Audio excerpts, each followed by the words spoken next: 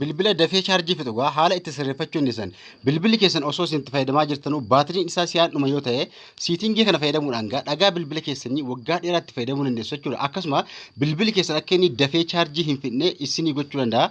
Bilbila dafee chaarjii fixu sirreeffachuu dandeessu jechuudha. Siitingii takkitti kanaan bilbilli keessan akka inni dafee chaarjii hin fixne gochuu dandeessu. Inni kabraa dhagaa bilbila keessan yookaan immoo bilbilli keessan dhagaasa akka inni cimu yookaan akka isin waggaa dheeraa itti fayyadamuu dandeessan kan isin gargaaru ta'a jechuudha. Siitingii amma isin agarsiisuu deemu kun bilbila keessan keessatti osoo waan akka hin ciqamin dhagaa baatirii keessanii kan isin jabeessu waggaa dheeraa kan itti fayyadamuu dandeessan ta'a jechuudha. Siitingii kana haala kamiin haala isin itti argachuu dandeessanuu fi siitingii kana namoonni baay'een sirreeffatanii hin jirtanuu haala kamiin haala isin sirreeffachuu dandeessanuu isin agarsiisanii jecha gara barnootaa deemuu duratti gaa chaanaalii yuutuubii keenya warri hin beekne yoo jiraattan chaanaalii anku argachuudhaaf chaanaalii yuutuubii yookaan immoo yuutuubii gubbaarra eega seentanii gaa bakka waa barreessan gaa tuquudhaan gaa Abduu Oroo jettanii yeroo isin barreessitan maqaan koo isinii ba'a. Warri subscribe hin godhan goonaa jirtan gaa profaayilii fortu godhan gaa haala kanaan viidiyoo ajjala argachuu dandeessu. Warri haaraa taatan subscribe bakka jettu gaa yeroo tuqxan ol ka jettu gubbaa kaa'uu hin dagatinaa viidiyoo an gadhiisu nama hunda dura akka isin bira ga'uu fi viidiyoo waa'ee bilbila keessanii kan wal qabate akkasuma waa'ee teekinooloojii adda addaa waa'ee yuutuubii tiktookii feesbuukii kanneen adda addaa warri fayyadamtanu viidiyoo baay'ee ajjala gadhiisan jira irra galaa irraa baradhaas hin jira bilbila keessan irratti rakkina qabu akkasuma akkaawuntii keessan rakkina yoo qabaatillee Video ko jala argachuu dandeessu isin jedha. Kanaafuu ajjala galaa irraa baradhaa viidiyoo yeroo dhaggeeffattan gaa laayikii tuquu hin dagatinaa. Laayikiin hamilee guddaa namaa kenna yookaan waan akka isin hin miidhu namoota viidiyoo dalaguu hundaafuu gargaarsa ta'a yookaan immoo hamilee guddaa kennaa isin jedha.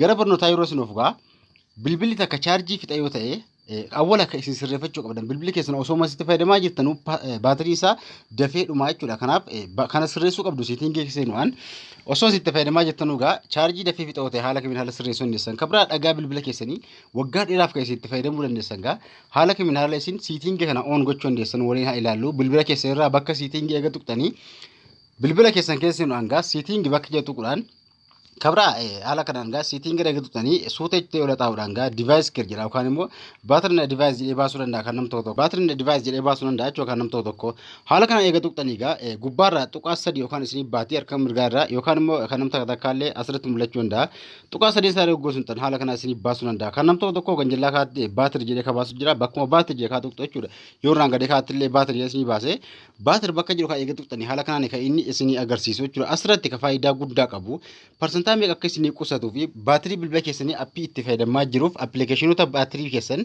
baay'inaan itti fayyadamaa jiruuf appii isinillee itti fayyadamaa ooltan baay'inaan irra seentanii asirratti ilaaluu dandeessu jechuudha. Inni isin faayidaa guddaa qabu gaa power mode asirratti gaa power mode kan jedhu kun yookaan immoo power save jedhee isinii baasa asirratti gaa appii yookaan immoo power save siitingii takkitti kan yoo isinii dhufe oonii gootu jechuudha. Bilbilli nama takka haala kanaan baasuu dhiisuu danda'a.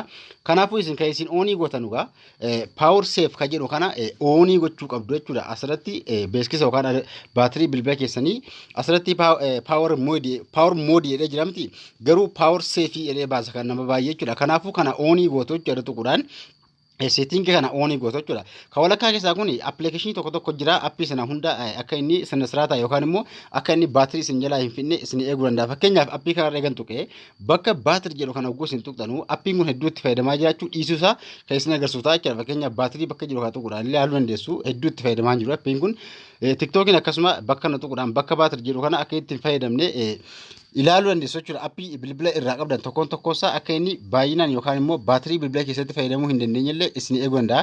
Appii gaa mataa appiitti irra tuquun sirreessuu dandeessu. Power save kana karaa lamaan keessin oonii gochuu dandeessan. Bilbila keessan gubbaarraa yeroo kana gara xooftan haala kanaa isinii baasaa jechuudha. Power mode kan jiru kun jira. Yeroo isin haala kanaan irra tuqxan bakka ammaa isin geessaa yookaan immoo oofii ta'ee yoo jiraate oof ta'ee haala kanaa isinii dhufee irra tuquudhaan oonii gochuu qabdu jechuudha. Yeroo isin oon gootan haala kanaan appilii kan jettu tuquudhumaan gaa oonii gootu jechuudha. Ammallee siitingii amma isin agarsiise kana oonii gootu jechuudha. Akka inni baatirii bilbila keessanii isinii qusatu yookaan waggaa dheeraa itti fayyadamuuf kan isin gargaaru ka faayidaa guddaa qabu ta'a jechuudha siitingiin kun. Kanaaf siitingii bilbila keessanii yeroo isin gara xooftan haala kanaan gubbaa irraa power mode kan jedhu yookaan immoo power save jedhee gochuu qabdu jechuudha. Kana yeroo isin oonii gootan irratti gaa bilbila keessan baatirii isaa isinii qusachuu danda'a jechuudha. Inni kabraa karaalee ittiin akkasuma baatirii bilbila keessanii isin jalaa dhumuu danda'u yookaan immoo appilikeeshinii baatirii keessa bilbila keessanii fixuu danda'us ni jiru. Siitinga eegasiintanii kabraa kan isin agarsiisu jechuudha. Baatirii bilbila keessanii kan isin jalaa dafee fixu siitinga konnekshinii awwala kaa tuquudhaan gaa konnekshin kan jettu eegatuqtanii asirratti haala kanaa isinii baasa. tuqudha. Macarashara moving connection setting bakka jogaa tuqudhaan setting kana haala kanaan on ta'ee yoo jiraate ofii gochuu qabdu jechuudha. Kun baatirii bilbila keessanii dabarsu yookaan immoo isin jalaa fixuu danda'a jechuudha. Setting kana yoo ofirraa cuftan baatirii bilbila keessanii isin qusachuu danda'a yookaan immoo akka inni dafee isin jalaa hin dhumne isin eeguu danda'a. Isin jaa setting kun inni kabraa akka isin baatirii keessan ittiin qusachuu dandeessanu. Inni kabraa karaalee isin baatirii bilbila keessanii ittiin qusachuu dandeessan fakkeenyaaf gaa appilikeeshinii takka irra gadi qabeessan agarsiisu jechuudha. Appii bilbila irraa fayyadamaa jirtan takka irra gadi qabeessan agarsiisu fakkeenyaaf imo irra gadi qabuudhaan gaa mallattoo kana appii info bakka jettu kana mallattoo kana tuquudhaan gara siitingii adeemnume imo irra gadi tuqxanii gaa mallattoo isaa tuquudhaan gaa baatir bakka jedhaanii tuqxu jechuudha. Siitingii keessan galchee jira jechuudha. Amma fakkeenyaaf allow background activity jira. Akka kana ofii gochuu dandeessu jechuudha. Kana oguu isin ofii gootan appilikeeshinii bilbila irraa qabdan sun baatiriitti fayyadamuu hin danda'u jechuudha. Garuu yeroo isin kana on gootan baatiriitti fayyadamuu danda'a. Baatirii bilbila keessanii itti fayyadamuu danda'a jechuudha. Kanaafuu yeroo takka appilikeeshinii takka kan baay'inaan itti fayyadamtan yoo ofirraa cuftan baatirii bilbila keessanii fayyadamuu hin danda'u. Kanaaf seetingi kana yoo riqqata ofirraa cuftan appilikeeshinii bilbila irraa qabdanu akka inni baatirii isin qusatu yookaan immoo baatirii bilbila keessanii baay'inaan itti hin fayyadamne gochuudhaan eeguu dandeessu ni jedha. Kanaafuu appilikeeshinii tokkoon bilbila irraa qabdanu akka nama sin agarsiisa kanaaf irra gadi qabuudhaan gaa tokkoon appii irra qabuudhaan gaa appii info bakka jettu gaa tuquudhaan gara siitingii guduftan asirratti baatir jedhee baasaa ofii gootu jechuudha. Baakgiraawundii irratti akka inni baatirii bilbila keessanii isin jalaa hin fidne dudduuba jechuudha. Osoo isin itti fayyadamaa hin jirre akka inni baatirii keessanii hin fidne yookaan dhagaa baatirii keessanii hin fidne ofirraa cufuu dandeessu jechuudha. Inni faayidaa guddaa qabu garuu power save yookaan immoo power mode kana haala kanaan oonii hogguu isin gootan bilbilli keessan dhagaan isaa waggaa dheeraa itti fayyadamuu dandeessu jechuudha.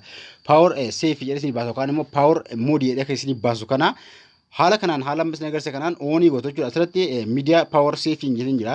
Kanaafuu kana walakkaa irra kaa'uudhaan asirratti ammallee oonii gochuudhaan gaa beeksisa akkasuma baatirii bilbila keessanii waggaa dheeraatti fayyadamuu dandeessu jechuudha. Kanaaf namoonni kana hin beekne yoo jiraatan dhagaa baatirii keessanii saffisaan isin jalaa dhumaa jira yoo ta'e seetingi isaa sirreeffachuudhaan gaa kabraa yoo isin didee haala kamiin haala isin dhagaa baatirii bilbila keessanii waggaa dheeraatti fayyadamuu dandeessan gaa isin agarsiisa. Barnoota hedduu jira chaanala koo jala argachuu dandeessu.